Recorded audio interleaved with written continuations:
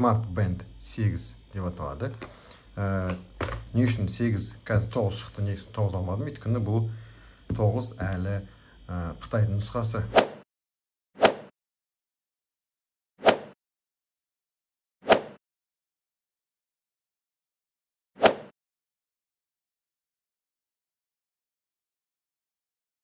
Жалпы мына жерде ағылшынша және қытайша.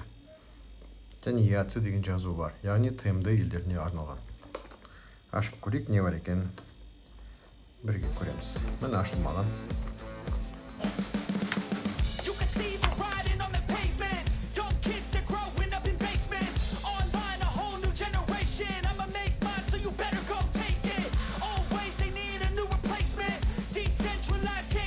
USB зарядтейсің.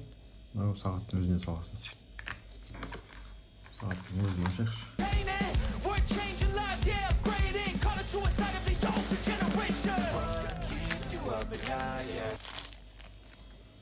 Көрдіңіз қандай әп-әдемі. Әппақ. Мынау пластик. 9-бен айырмашылығы, ол мына жақ темір болады. Мынау пластик. Бұл үлкен айырмашылығы сол. Ал неге 9-ды мен алмадым? Өйткені мынаның іші қазір ашамын, көреміз.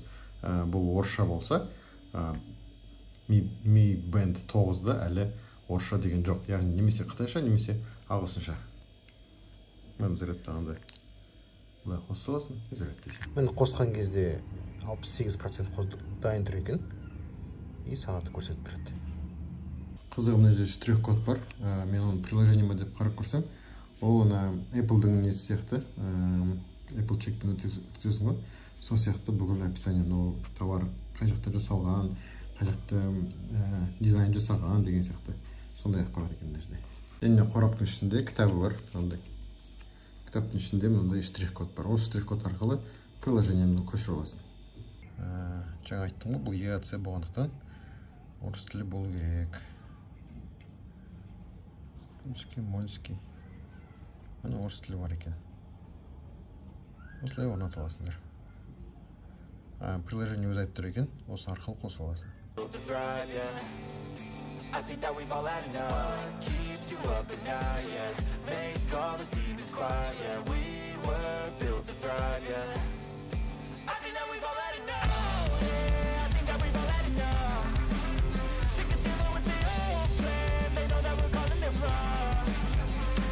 Қиын ойын екен.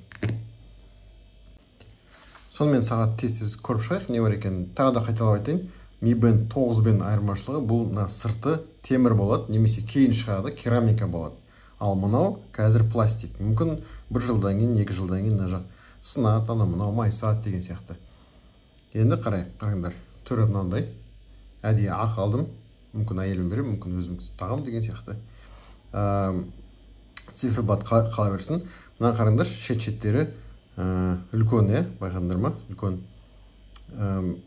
Мүмкін 9-да немесе 10-да бұдан кіші болады шығар, өйткені мынау үлкен сияқты. Жақтауын айтамын да. Әрі қарай кеттік, не бар екен? Статистика түріне көрдіңдер ме? Орыс тілінде оңайда ыңғайлы болады сіздерге. Пульс бар. Витальность не екен мен білмеймін. Сен ұйқыңды қадағалайды деген сияқты. Ауа райым бар екен. Будильник. Apple Pay жоқ сияқты.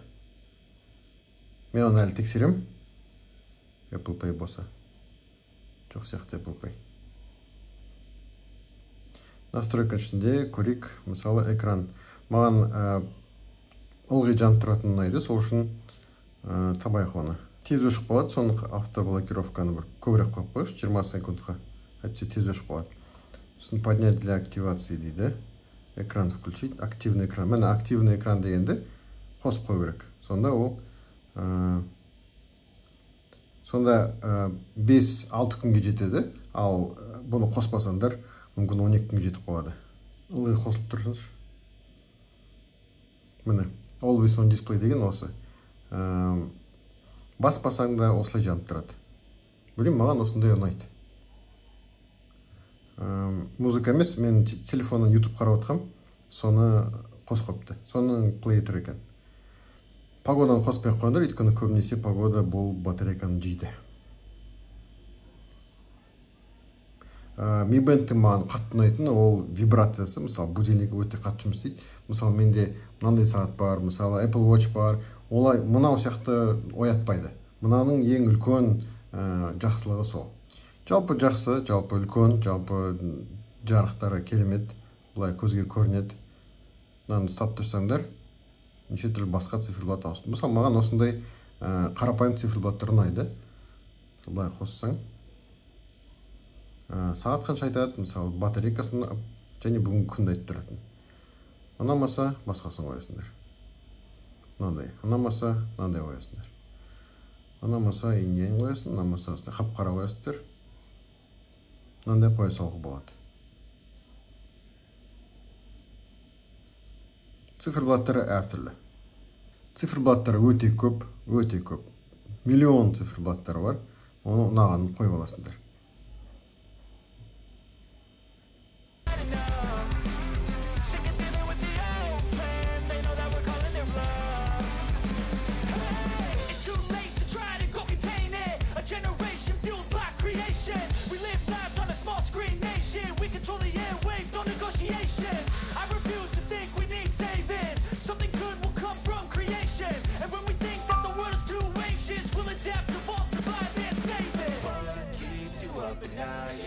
Make all the demons quiet, yeah. We were built to thrive, yeah.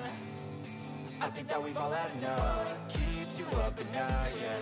Make all the demons quiet, yeah. We were built to thrive, yeah. I think that we've all had enough. Yeah, I think that we've all had enough. Sick of dealing with the old plan. They know that we're calling it wrong.